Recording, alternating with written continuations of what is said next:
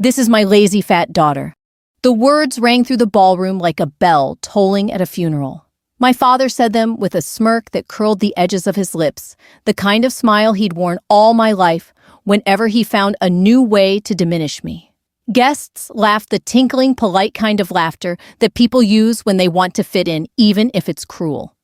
I felt their eyes on me, hot and mocking, and for a moment the floor seemed to tilt beneath my shoes. Then it happened. 4 young men in matching tuxedos, groomsmen standing near the head table, exchanged a glance. One of them, his voice steady, said, "Sir?" The other 3 finished the sentence together. "She's our commanding officer." The sound carried over the laughter, sharp as a trumpet note in the still air. The room froze. My father choked mid-laugh, his wine spraying from his mouth onto the crisp white tablecloth.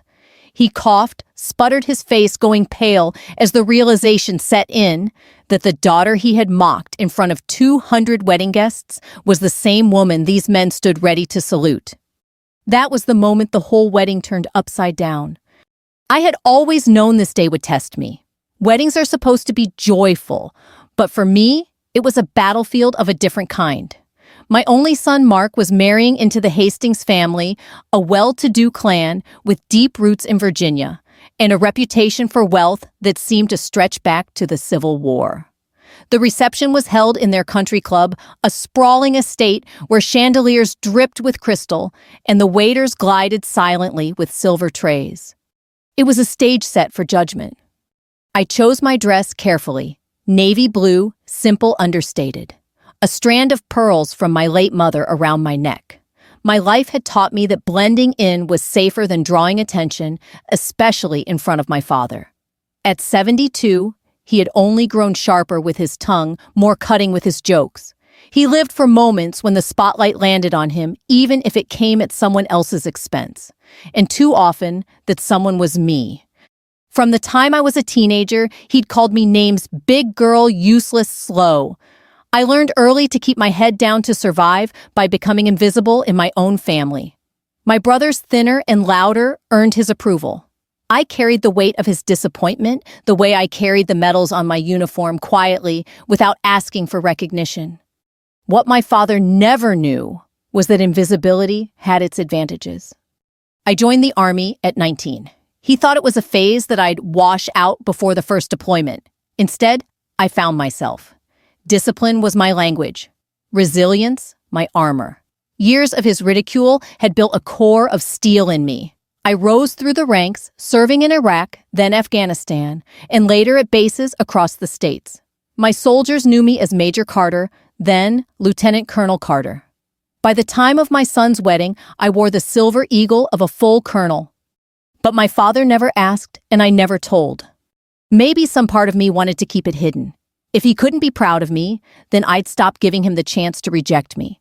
So I showed up to family dinners in plain clothes, never mentioning the ribbons, the deployments, the command.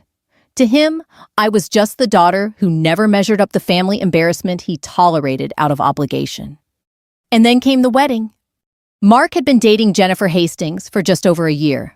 She was bright, ambitious, a corporate lawyer who carried herself with the polish of someone born into money. Her family welcomed my son warmly, though I could see the appraising looks they gave me, weighing my dress, my jewelry, my small-town accent. It was the same look my father had given me all my life. During the reception, when Jennifer brought her parents over to meet me, I braced myself. Her mother's smile was tight, her father's handshake cool. But nothing prepared me for my own father stepping forward, puffing up his chest as though he owned the moment and saying the words that still burned in my ears. "This is my lazy, fat daughter." The crowd laughed. Not all of them, but enough. And that was the cruelest part. Laughter is contagious. People don't always mean it, but they go along, because silence feels like complicity. I stood there, heat rising in my cheeks, my heart pounding. Part of me wanted to run. Another part wanted to lash out to shout the truth. But I didn't need to. My soldiers did it for me. The groomsmen had served under my command in Afghanistan. I hadn't known they would be there. Mark had made friends with them after moving back home, never realizing they were my men. They'd kept the connection quiet out of respect. But when they heard my father's words, they decided enough was enough. "Sir, she's our commanding officer." The phrase dropped like a hammer, breaking the moment wide open. The laughter died instantly. Guests turned to stare at the men, then at me. My father sputtered red-faced wine dripping down his chin. And in that silence, for the first time in decades, I felt the weight shift. I wasn't the one exposed anymore. He was. I didn't smile. I didn't gloat. I simply stood still, letting the truth hang in the air. My soldiers looked at me, not with pity, but with the respect they had always shown. Respect my father had never given. The orchestra faltered and fell silent. You could hear the clink of a glass being set down somewhere in the back. The Hastings family looked stunned, their polite superiority unraveling before my eyes. And my son, dear Mark, looked at me as if he was seeing me for the first time. It wasn't just the end of a cruel joke. It was the beginning of a reckoning. People think humiliation happens all at once in a loud room with witnesses. But most humiliation is patient. It trains you. It teaches you to take up less space, inch by inch, until you are a whisper in your own life. I grew up on a 2-lane road outside of Chillicothe, Ohio, where the neighbors knew the mileage of every truck and the price of every bale of hay. My father ran a small plumbing and HVAC outfit out of a cinder block shop behind our house. His work shirts always smelled like copper and furnace dust. He was good with systems and bad with people, especially the people under his roof. If a pipe leaked, he tightened it. If a child hurt, he mocked it. That was his method. Tighten, mock, move on. By 5th grade, I was Big M. I wasn't the biggest kid in town, but I was big enough for the jokes to land. My mother tried to intercept them with casseroles and kindness, the way women of her generation patched everything with food and apologies. She loved me out loud, and he cut me down in public, and those two forces canceled each other out until I felt like zero. On Sundays, we sat on a polished pew under a stained glass window of wheat and water. The preacher spoke about grace, and afterward, my father would shake his hand and tell him he'd done a fine job. Then, in the parking lot, he would squeeze my upper arm like he was checking a melon and say, "We're laying off the donuts this week, right?" The men laughed like it was just locker room ribbing. The women looked away. Humiliation loves a parking lot. I learned early that invisibility was safety. If I could not be pretty, I could be useful. I stacked parts in Dad's shop, swept the floor, balanced the checkbook on a yellow legal pad. He relied on my neatness while ridiculing my body. "You'd be perfect if you came with a shut-off valve," he told me once in front of a supplier. I pretended not to hear. I always pretended. In high school, I ran cross-country in an oversized t-shirt. My times were average, but I liked the private victory of steady pace, no applause, just breath and grit. A guidance counselor slid a brochure for the Army across her desk during senior year. "You're organized and stubborn," she said. "Those go far in the service." My father laughed when I brought it up at dinner. "You'll quit the first time a drill sergeant yells," he said, chewing with his mouth open. "You can't even handle a hill run." My mother pressed her napkin to her lips and said nothing. In our house, silence was always the safest answer. I signed the enlistment papers on my lunch break and hid the carbon copies in my geometry binder. The day I shipped out, my father stood with his thumbs in his belt loops like a foreman of the world. "Try not to embarrass us," he said. I lifted my duffel and didn't look back. On the bus, I watched the farms blur into factories, and then the factories into a base with metal beds and shouted schedules. I decided to become very good at doing as I was told. Boot camp liked neatness and stubbornness. So did the Army. The cadence in my head changed from my father's voice to a drill sergeant's bark, and somehow that felt like mercy. The sergeant didn't know my history or my body. He only cared whether my boots were shined, my bunk was tight, and my time on the course beat yesterday's. I could work with that. Work is a refuge when your worth has always been contested. Deployment came 2 years later. Iraq first heat that made your skin feel stapled on sand that found its way into letters from home. Then Afghanistan mountains that punished you and men who would follow you if you proved you could count on yourself. I learned 1,000 small reliabilities: how to read a map by red light, how to listen to a private without making him feel inspected, how to say, "We go together" in a dozen different tones until it was true. I wrote home in neutral sentences. "I'm well. The chow is fine. The sunsets are prettier than you'd think." When I earned my first commendation, I didn't mention it. When my mother mailed me a clipping about my brother getting a new boat, I wrote back, "Tell him I'm proud." It was easier to keep the ledger of our family balanced by not entering my own numbers. Promotions arrived the way Dawn does, gradual, then obvious. I pinned on captain and then major. I learned to keep a straight face when a private called me sir by accident. In rooms full of men, I spoke low and precise, and the words carried farther than volume. There is a kind of authority that doesn't have to be announced. It simply refuses to be miscounted. When my mother's heart failed, I flew home in my Class A's because there was no time to change. At the funeral, the pews were the same, and the wheat and water still poured colored light across the aisle.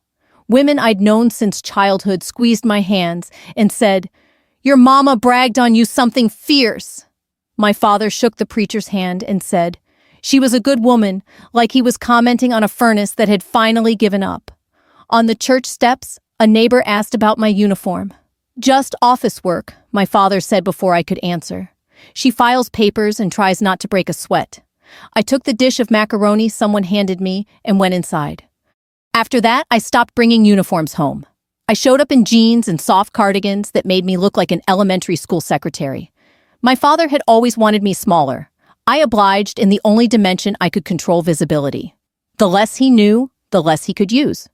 When a ribbon appeared on my rack for something I didn't care to relive, I pushed it to the back of the closet and told myself that heroism didn't require an audience. Years later, I took command of a battalion, and the weight of it felt right in my hands like a wrench you've used all your life. My soldiers were a quilt of America farm kids, first-generation college grads, a baker from Baton Rouge who could break down a radio, blindfolded a kid from Queens who recited psalms before patrols. They didn't need me thin. They needed me steady. In that steadiness, I found a dignity I could stand inside. Meanwhile, my father's shop modeled with rust and success in equal parts. He bragged about my brother's promotions and sent me photos of their new trucks. At Christmas, he carved the ham while listing his own aches like medals, knee-shoulder dignity. "You should try losing some weight," he told me between helpings. "It's not healthy." I wanted to tell him about the rucks I'd carried, the miles, the nights I'd measured fear out in spoons and still did the job. Instead, I passed the rolls and asked for the salt. I learned somewhere along the line that winning with him meant refusing to play. When Mark was born, my father smiled at a newborn the way he had never smiled at me. I didn't hold it against him. Infants are safe from comparison. As my son grew, I practiced a new language: praise that wasn't conditional, boundaries that weren't barbed. When his father left, I carried the weight of 2 jobs and made our home tidy because tidiness is a kind of mercy when life is loud. Mark learned to tighten a faucet and to make his bed on the same day. I told him that strength isn't loud and power isn't cruel, and when he brought home report cards, I put them on the fridge without turning them into a scorecard for his soul. Somewhere in the middle of deployments and school pickups, I made a quiet promise to myself I would stop auditioning for a part I had already played and lost my father's favorite. Favor is weather. Respect is climate. I couldn't control the weather inside him, but I could build a climate inside me that wouldn't change with his forecast. Years of silence passed this way, disciplined, chosen, sometimes lonely, always safer than the alternative. I wore my rank in the places it mattered and hung it on a hook by the door when I came home. In the little town where people counted other people's portions, I learned to count my own breaths and call it enough. And then Mark fell in love, and a wedding invitation arrived, like an inspection notice from the universe. Family gathers around milestones the way dust gathers in corners you haven't looked at in a while. I knew what that ballroom would test. I didn't expect it to break. But I was done needing my father to measure me. I had my own tape. The Hastings Country Club had the kind of parking lot where the cars all looked like they had names: S-Class, Range Rover, Escalade, lined up nose to nose like prize steers. Inside the foyer smelled faintly of lemon polish and old money. A teenage attendant in a tuxedo pointed me toward the coat check with 2 fingers and a smile that had been practiced in a mirror. I thanked him and kept my wrap, even though the air was warm. Habit. You don't put down what you might need if the room turns. The ballroom was a color most people call champagne, and carpenters call good paint. Round tables dressed in white, a bandstand draped in velvet, a dance floor polished to a nervous shine. Someone had thought of everything. Place cards in a calligrapher's hand, centerpieces of garden roses and eucalyptus, little chalkboard signs at the bar offering signature cocktails with the couple's names. You can tell a lot about a family by their bar menu. The Hastings had a Hastings old-fashioned with top-shelf bourbon and house-made cherry syrup. It told me they liked tradition, but only the expensive kind. Jennifer was radiant. I'll give her that. She wore lace that wasn't fussy, and heels she didn't wobble in. Her hair was done in the easy way the very rich prefer, styled to look unstyled. When she saw me, she threaded through the guests like a boat clipping reeds, that smile of hers trained and warm. "You look lovely, Emily," she said, and I nodded and told her the truth. "So do you." Because 2 things can be true at once. She could be kind to me in one breath and dismiss me with the next. A person's character isn't the weather. It's the map of their choices. I had learned to navigate. The Hastings guests had that county club casualness that reads as friendliness from a distance and inventory taking up close. I caught the sideways glances at my dress, at my shoes, polished but not precious, at my hair pinned back, the way women who prefer function over fashion do it. "There's Mark's mother," I heard a woman whisper behind a program. "She looks practical." Practical is what people say when they don't want to say plain. I've been called worse. My father arrived late, as he always did, when punctuality would suggest deference. He wore a suit a shade too shiny and a tie that looked like a loud argument. He kissed my cheek and left the smell of aftershave and menthol on my skin. "Don't cry," he said. "Mascara'll run." It wasn't advice. It was a reminder your face is a thing that can fail you in public. The ceremony was honest and short. The pastor kept to love and duty and avoided the kind of jokes that turn holy things into banter. Mark's hand shook when he slid the ring onto Jennifer's finger, and I loved him for having nerves. If love doesn't make you tremble a little, you're either lying or not paying attention. When they kissed, I felt my mother like a warm hand on my shoulder. During photos, I drifted to the edge of the lawn and watched the grounds crew wheel a cart of lemonade through the shade of old oaks. Weddings are a study in logistics, timelines, backups, redundancies. I felt calmer imagining the day as a mission plan. At 2:00 p.m., move guests from chapel to ballroom. At 2:15, first round of hors d'oeuvres. At 2:30, announce wedding party. My mind has always sought anchors in details. I suppose that's why I got good at the work I do. Solvable things steady the unsolvable. The reception opened the way receptions do: applause, a flurry of napkins, the band easing into something everyone recognizes so they don't have to pretend. I was seated with 2 couples who play golf with the Hastings on Wednesdays. "We never miss 9 and dine," the woman to my left said. 18 holes and then dinner with the same 4 jokes her husband added, and the table laughed like it was a joke to admit there were only 4 jokes. Small talk makes a scaffolding for the hours we don't yet know what to do with. We discussed the weather and the roast beef and the price of flights to Naples. They asked what I did, and I gave them the soft version. "Administrative work," I said. "Lots of planning. It's not a lie if it's true, just not the whole truth." Most people want a story they can set down easily. I've learned to hand them something light. The groom's side had filled their half of the room with bankers and lawyers and a sprinkling of minor officials who hold the soft power of permits and connections. The bride's grandmother wore a brooch that could fund a small college if you melted it down and auctioned the stones. The flower girls board, now that there were no petals left to scatter, invented a game on the carpet that seemed to involve rescuing napkin rings from a flood.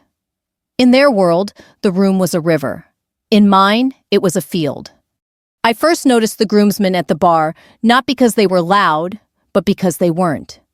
There's a quiet to men who have carried weight together, a way they lean without slumping, take in a room without scanning it.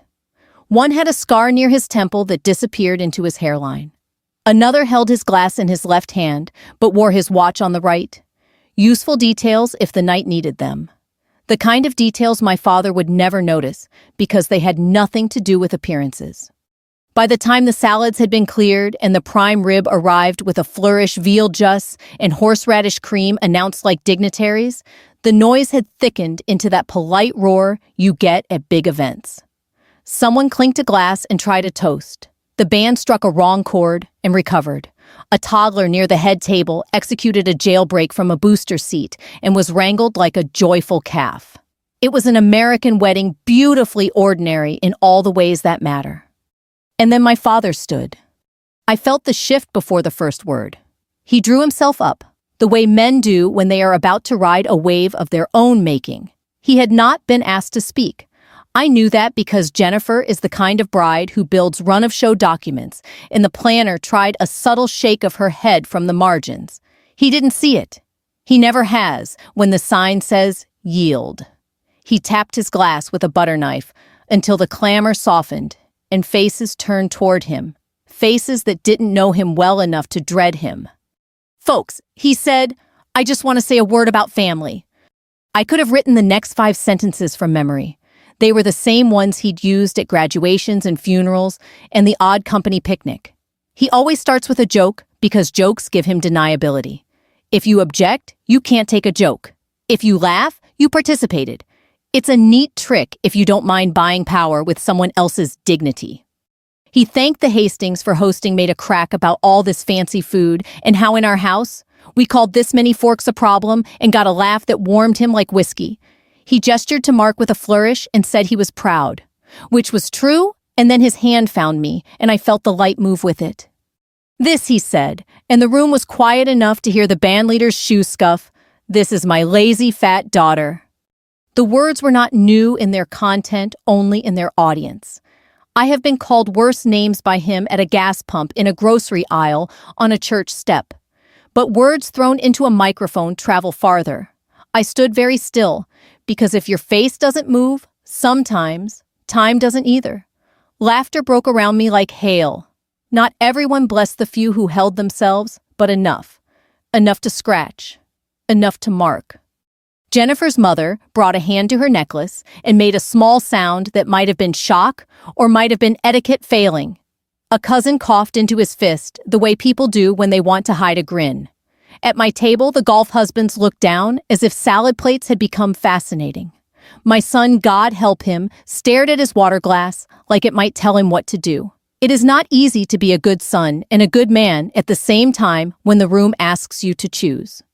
I did not speak. There are fights you win by leaving them hungry. Out of the corner of my eye, I caught the groomsmen, straightened not like soldiers, not yet just like men adjusting the weight of a thing they might have to carry. The one with the scar murmured something to the tall one with the careful watch. The tall one shook his head once, as if to say, not yet. There is a choreography to intervention. You wait until the harm is clear to everyone, not just to you. My father wasn't done. Bullies are rarely satisfied with a single blow when the crowd is warm. He launched into a story about me at 12, about a Little League fundraiser, and how I ate 3 hot dogs, about how we laughed and laughed at Big M bottomless pit. The details were wrong. My brother had eaten 2 of those. But accuracy is not the point of a performance. The point is consent. I looked at my hands resting on the linen. My nails were plain and cut short. I had cleaned a rifle last month with these hands, signed a promotion order that changed a young sergeant's life, held my son's face in them when a fever scared him at 5. The same hands. The room did not know. My father did not care. Someone at the head table tried to redirect. Let's toast the bride and groom. The planner's assistant said bright as a lifeguard's whistle. My father waved the suggestion aside like a gnat. He was warming to his theme, the crowd responding in those little obliging ripples that tell a speaker he's safe to keep going.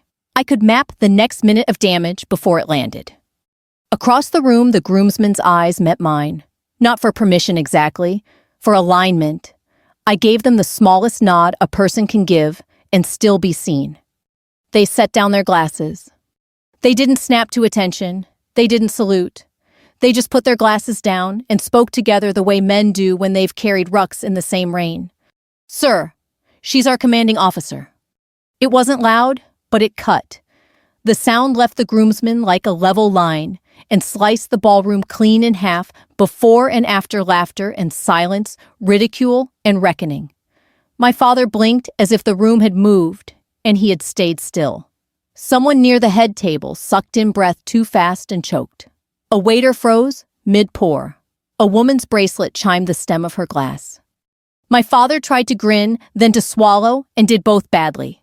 He lifted his wine for the cover of motion, took a nervous sip, and the truth hit him mid-swallow. Bordeaux sprayed across the white tablecloth in a red fan. You could hear it land. The tall groomsman, Staff Sergeant Miller, though the room didn't need his name, kept his voice even. "With respect, sir," he said to the space where my father's authority had been. "Ma'am led us in Coast Province. We'd prefer you speak of her accordingly." Prefer? Such a tidy word for a line in the sand. The band stopped pretending to vamp. The last piano note hung in the grand like a moth and died. A cluster of teenagers drifted backward instinctively the way flocks do when they sense a hawk. At my table, the golf husbands became experts on bread plates. Jennifer's mother found her necklace again the way some people find rosary beads in weather. The room had hands, and every hand looked for a place to hide. "Commanding," what my father said as if syllables themselves had turned on him. Miller didn't answer with rank. He answered with memory. "Coast," he said softly. "Convoy Bravo. June. Ma'am was the one who went vehicle to vehicle when the comms died. She's the reason Lewis got home to teach his daughter how to ride a bike. His jaw worked once the way men do when they push back whatever it is that would make their voices break. She's our CO. Ma'am, the scarred one." Corporal DeSoto added like a punctuation mark. "Permission to clarify." I met his eyes. "Go ahead." He looked at my father. "Sir, you don't have to like us, but you're going to respect her." It didn't come out tough. It came out true, and truth has a weight that bullies can't bench. My father stared at me like I'd participated in a trick. For once, he ran out of script. He groped for a laugh, then for a shrug, then for his napkin, and settled for dabbing at the wine stain, as if it were the problem. "Well," he said to no one then, to everyone, "well now." Across the head table, the best man, who had been ready with a joke about marriage being advanced infantry, closed his mouth and lifted his glass to hide the words. Jennifer looked from the groomsmen to me, confusion melting into calculation, into something like awe. Her father's face. Hastings, old-fashioned, still sweating rings into the linen, tried on a smile of respect that had not been tailored for him yet. It didn't fit, but he kept it on. "Colonel," someone whispered behind me, and the word moved across the tables as whispers do, hopping from curiosity to certainty without stopping to fact-check. I didn't correct it. I didn't confirm it. I let the room do the arithmetic it had failed to do for years. The planner, God bless her, tried to restart time. She clapped once and said, "Let's welcome our newlyweds with the bright courage of a person who believes sound can fix what silence broke." People clapped, but their hands weren't in it yet. They were too busy reshelving what they thought they knew. I could have stepped into the quiet and filled it.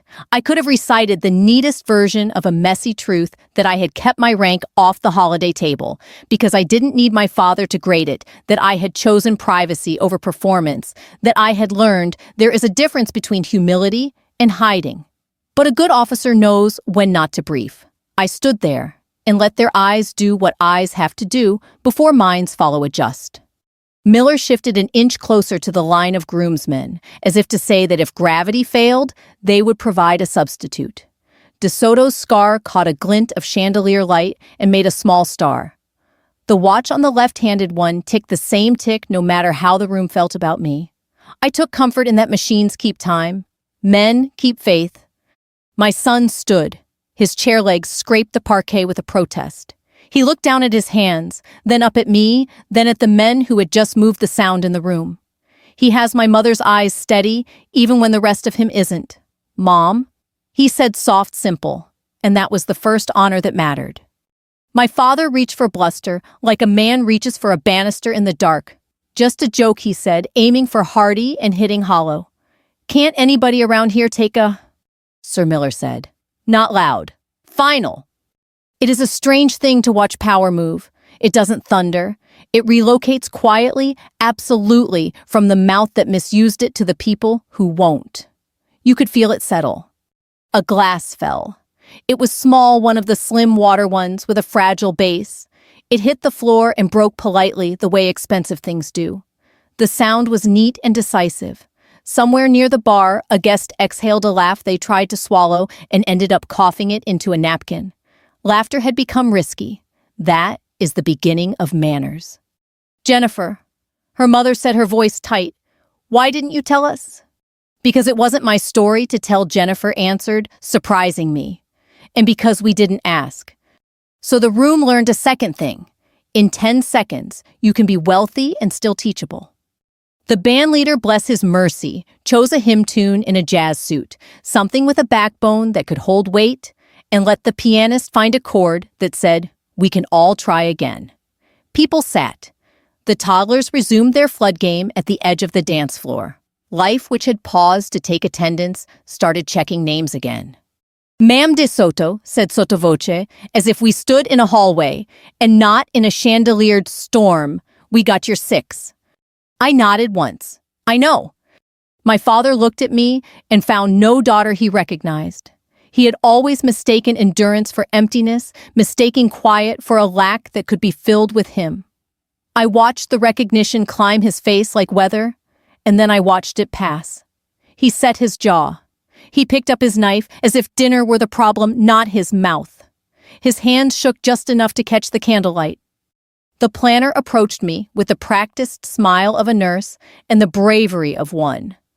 We're moving to toasts, she whispered. Would you like to say something? The question was a bridge away for the room to cross from spectacle to sense.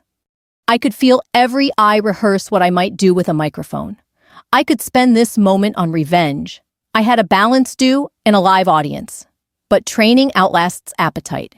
When your soldiers intervene because your father forgot how to be one, you remember who you are responsible to. I walked to the small platform where the mic waited, adjusted it with 2 fingers, and let the feedback find and lose me. Thank you, I said to the groomsman first, because gratitude is the right flag to raise when you're choosing what kind of story this becomes. Then I faced the room. I'm not here to correct anybody's biography, I said. I'm here to celebrate 2 people who chose each other. I looked at Mark and Jennifer. Marriage is the art of honor in close quarters. You don't have to be perfect to be honorable. You just have to tell the truth, especially when it would be easier not to. I let my gaze pass my father without stopping. Mercy refuses to audition. In my line of work, I continued, we say quiet professionalism. Do the hard thing, speak softly, and get your people home. I lifted my glass. Here's to 2 good people getting each other home. The room stood. Not all at once, but in that wave that means something has been decided without a vote. They drank. The pianist found a happier key. A waiter whisked away the ruined cloth as efficiently as field medics pull a tourniquet. My father did not stand. But he didn't speak either. Progress is sometimes subtraction. When the applause settled, the band found a dance tune and people moved, because moving is what humans do when they've been reminded of gravity. The groomsmen went back to being men in tuxedos with clean shoes. De Soto passed me with a nod that contained more history than the room would ever read.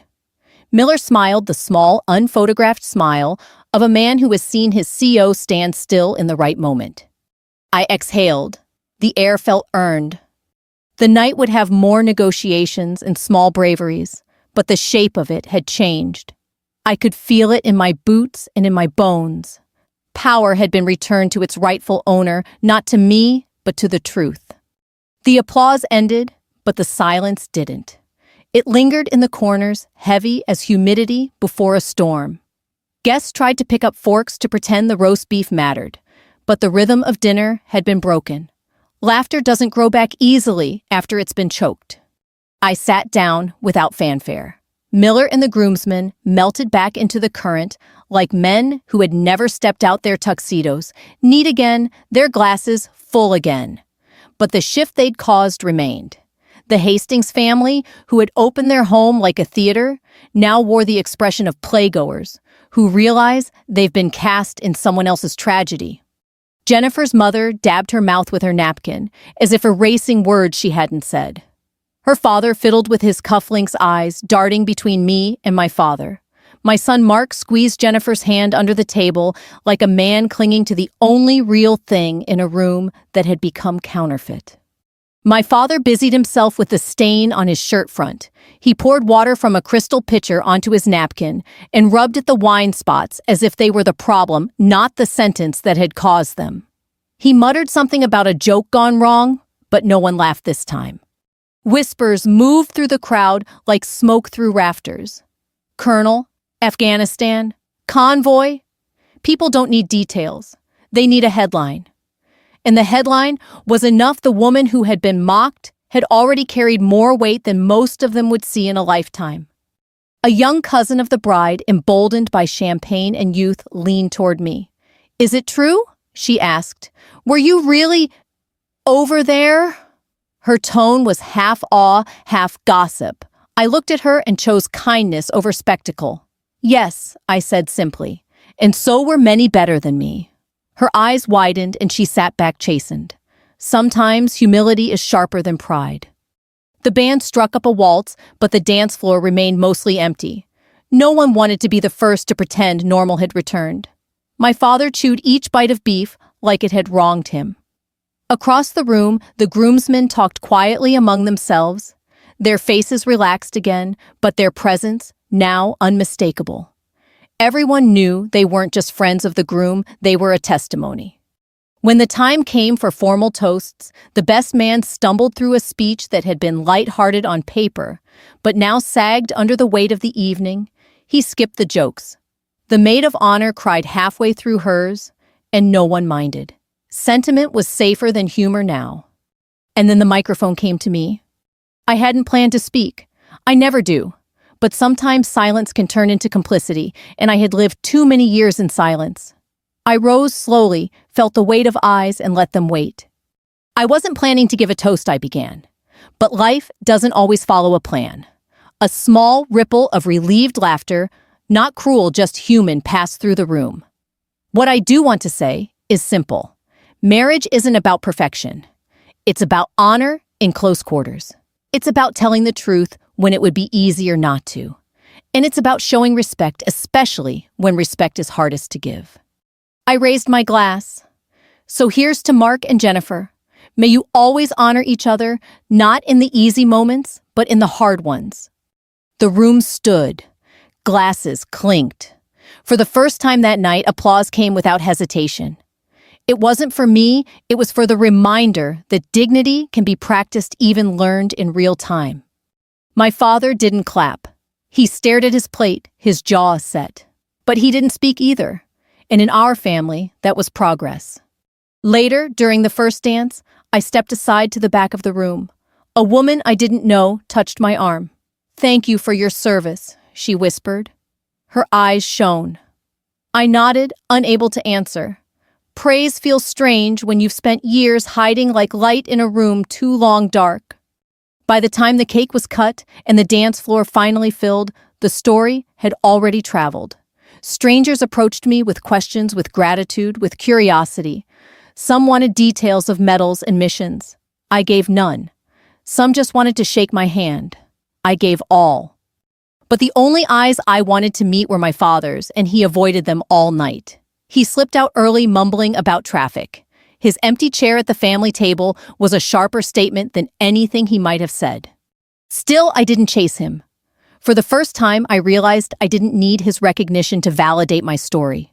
The truth had already stood up for me. And when truth stands, the rest of the room has to follow.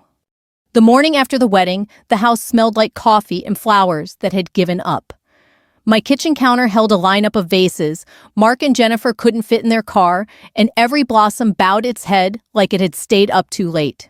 I stood at the sink with a mug in both hands and watched a sparrow bully a blue jay off the feeder. The sparrow won. Size is a poor predictor of victory. My phone lit with messages.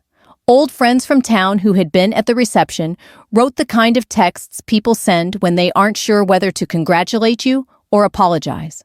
Proud of you. Sorry about your dad. Did that really happen?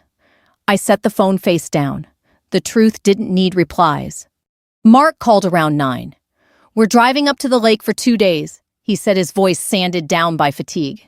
Jen's folks rented a cabin. You okay? I am, I said, and I meant it in the only way that matters. I could breathe without counting. Enjoy your honeymoon sprint. He hesitated. Mom, last night what you said? Thank you for not, lighting anyone on fire, I offered. He huffed a laugh. Yeah, that. I wasn't the one who saved the room, I said. A few good men did. They said you saved them first, he said quietly. I'll call when we're back. After we hung up, I wrote a short note to Jennifer. Thank you for your answer. It wasn't your story to tell. And left it there. The bridge had weight limits. We'd test them later.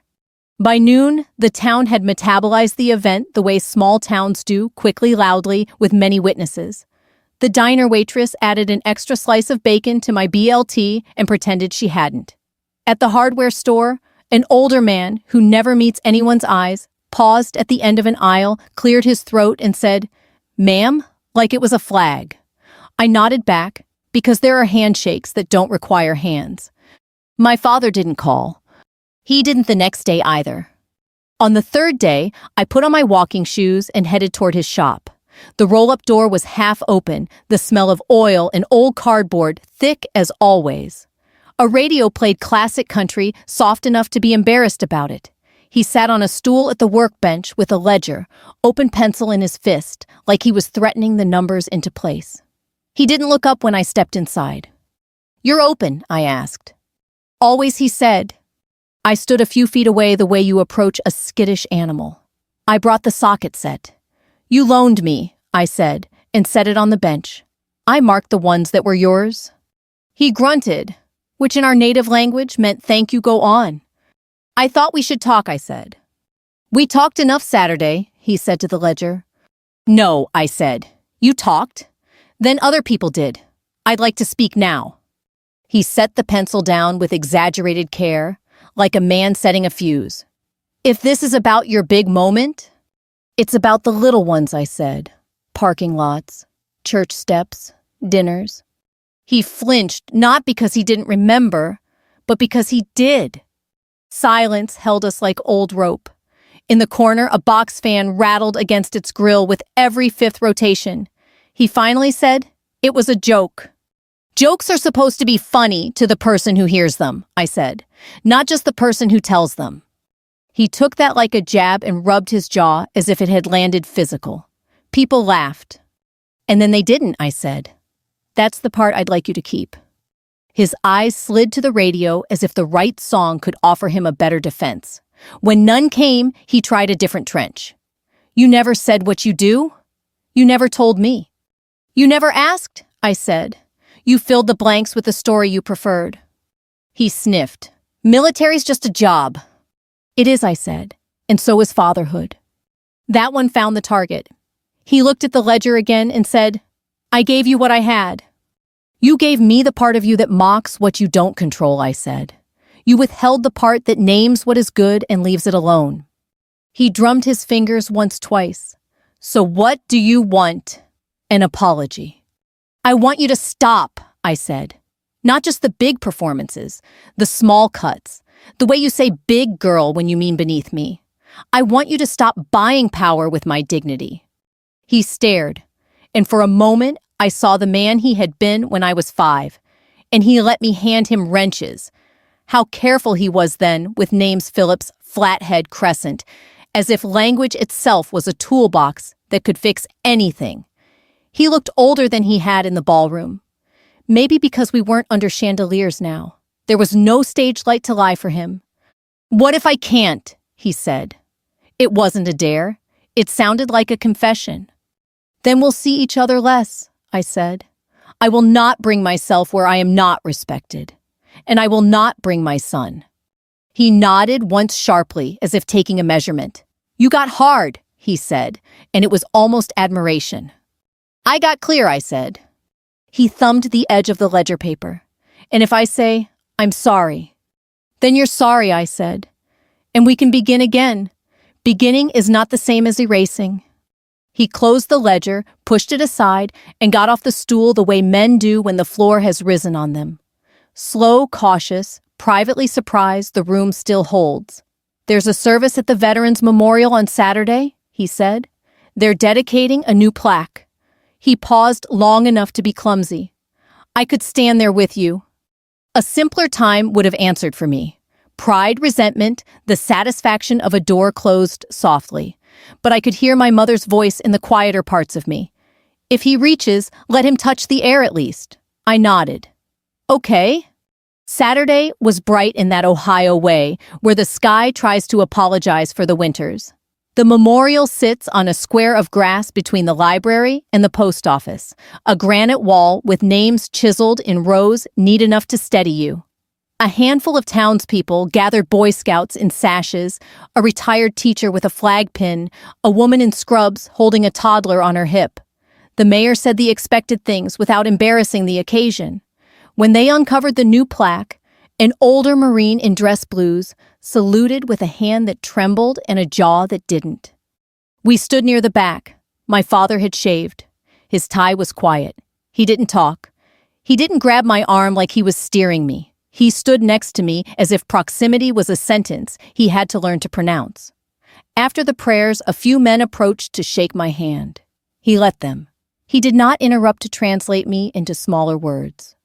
On the walk back to his truck, he said, I've been mean my whole life. You've been afraid, I said.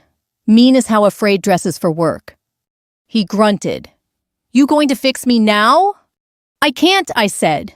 I can only draw a map to the line. You walk across. We stopped by the tailgate and stood there like two people who had built something together and weren't sure if it would hold. He looked at my hands. Those rings, he said. I don't know what any of them mean. Each one is a story, I said. Not one is a joke. We let that sit. He nodded once, a tiny bow to a country he had not visited but now recognized on a map. A week later, he came by my house at dusk with a grocery sack full of tomatoes from someone's garden. He set them on the counter and said, You got any salt? It is a strange thing, the way contrition shows itself. Sometimes it's grand. Sometimes it's a tomato with a paper towel under it so it doesn't spot your counter. We ate standing up. He told me the price of copper this week, how the new kid at the shop over-tightened a valve and learned humility the honest way. I told him the sparrow had bullied the blue jay, and he said, because the world had delivered a metaphor to our door, and neither of us felt like making it work any harder. He didn't say he was proud. That word may never live comfortably in his mouth. But when he left, he opened the screen door slowly so it wouldn't slam. Consideration is a dialect. I'll take it. In church that Sunday, the same pew held us the same window, poured wheat and water over our shoulders. After the benediction in the same parking lot that had hosted so much humiliation, a man from my father's bowling league said, Heard your girl gave a speech at that fancy shindig. My father lifted his chin. She didn't give a speech, he said. She gave a standard. He didn't look at me when he said it. He didn't have to. Nothing in our story was fixed forever. But the weather had changed. The climate, maybe. In the mailbox that afternoon, I found a card with a note written in Jennifer's neat lawyer hand. Thank you for not making me the villain, even when it would have been easy. I'm learning. Inside was a snapshot from the wedding a candid the photographer had caught when I raised my glass. The light had found me in a way that didn't feel like a spotlight, more like a window. I set the photo on the bookshelf beside a picture of my mother holding me at 6 months, both of us. Serious. Both of us already practicing how to be seen without asking permission. The phone stayed quiet that evening. The house was soft around its edges. I made tea. I breathed. I let the day end without arguing with it. There would be more conversations.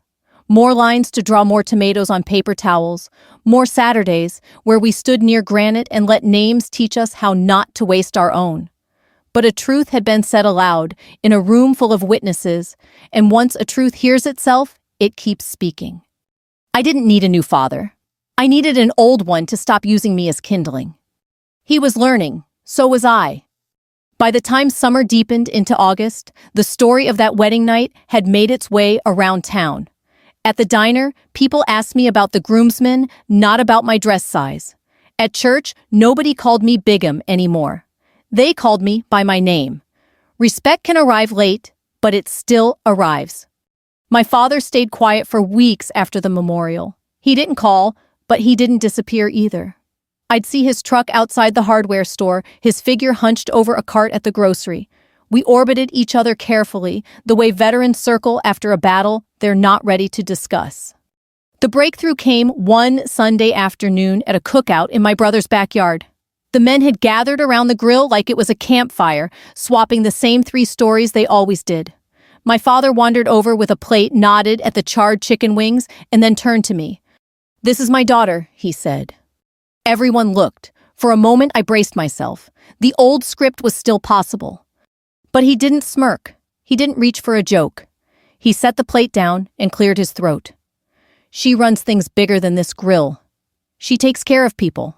That's all I'll say." It wasn't poetry, but it was enough. Later that night, he stopped by my porch with a jar of pickles from a neighbor's garden. "Figured you might like these," he muttered.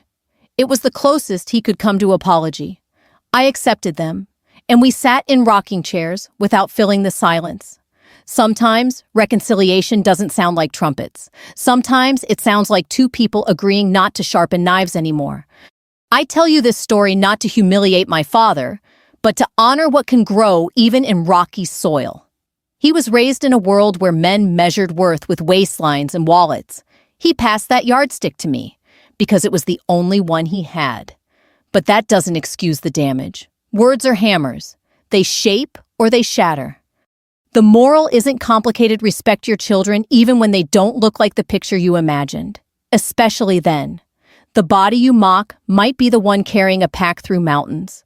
The quiet child you dismiss might be leading others in moments you'll never see. For those listening, maybe you're a parent, maybe you're a grandparent, maybe you're someone still hearing the echo of a cruel sentence from long ago. Remember this. What you say in public can wound for decades, or it can heal in an instant. You get to choose. As for me, I no longer wait for my father to announce my worth. I've learned that honor isn't given by family introductions.